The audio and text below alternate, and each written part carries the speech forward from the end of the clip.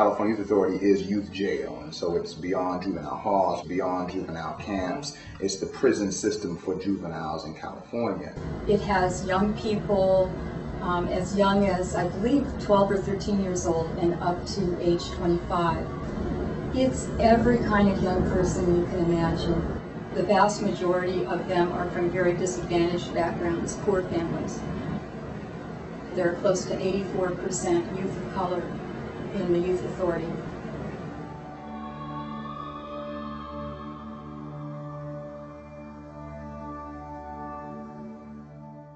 An ugly incident caught on tape. A vicious beating caught on tape. The California Youth Authority is on the hot seat again, this time following the release of a videotape which shows counselors punching and kicking two wards of a Stockton youth facility. To me, the overriding issue that drives so many of the problems that I observed was the issue of violence. The amount of violence in the California Youth Authority has been allowed to deteriorate to unprecedented levels.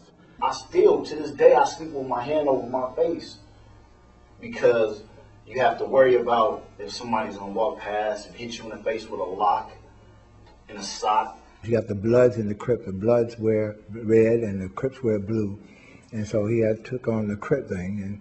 And so he said, Dad, I'm not a gangbanger, but he said if I don't put this on my eye, tattoo over my eye, then things can happen to me in here. Then I will lose my life in here. And so that's why he did it.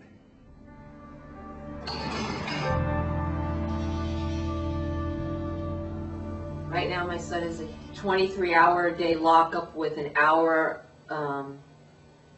outside activity in a cage. No reading material. A little window maybe to look outside, a toilet, a sink, and a bed. That's 23 hours a day lockup. They come in the morning, they take all your blankets at 6 o'clock in the morning. After that, you in that room all day is cold in just your boxers and your socks. All day until 10 o'clock at night. Since he's been in protective custody, he's gotten jumped 4 times, and it's a lockup unit.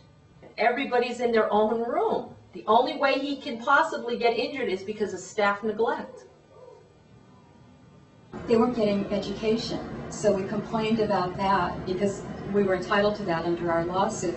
And they started this process of giving education through the food slot in the door. They didn't even open the door to give kids these pathetic little lessons. So we complained about that, and as a result of that, their wonderful solution was to create metal cages in which the young people go to school in those units.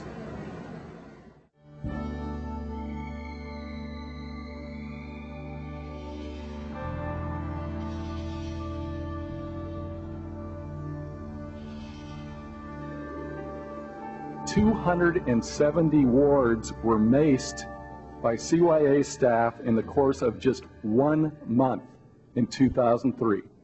That's 270 macings at one facility in 1 month. In CYA, the sexual harassment is like it's like an everyday thing. I remember guards hitting on me, or when we do room checks in the nighttime, can you show this to me? And it happened a lot. We fired any number of bad staff. The State Personnel Board hired the vast majority of these people back. People who had used excess force on wards, people who had sexually abused wards, and I can go on and on and on.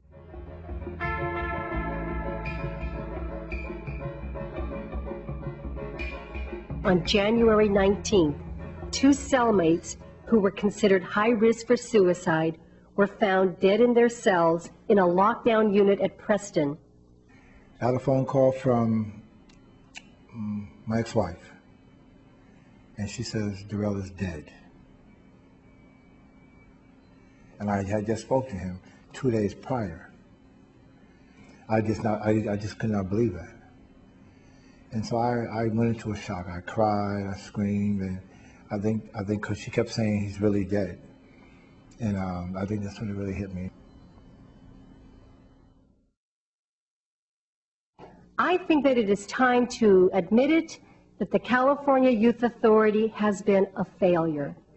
The question now is what to do. And that really is the question before us, what to do. It's much more cost effective to have reentry programs, to have rehabilitation, to have aftercare, to make sure that 9 out of 10 people don't go back to YA so that they continue to be a drain on the state's budget. Being in CYA, entering it as like a juvenile and then coming out as an adult was like completely scary for me. I didn't know whether I was going to come out and just mess up again and end up going to jail for life, you know? In the states that are doing the good job, like Missouri and in Georgia and in Texas and New York, the size of living units is about 1/2 of what it is in California. I recently went to the state of Missouri. What they have is about 36 35-bed facilities around the state. They have real furniture, they have sofas, and the kids have music, and they wear their own clothes, and they have bunk beds. It's really, really different. And it's amazing how different the atmosphere is.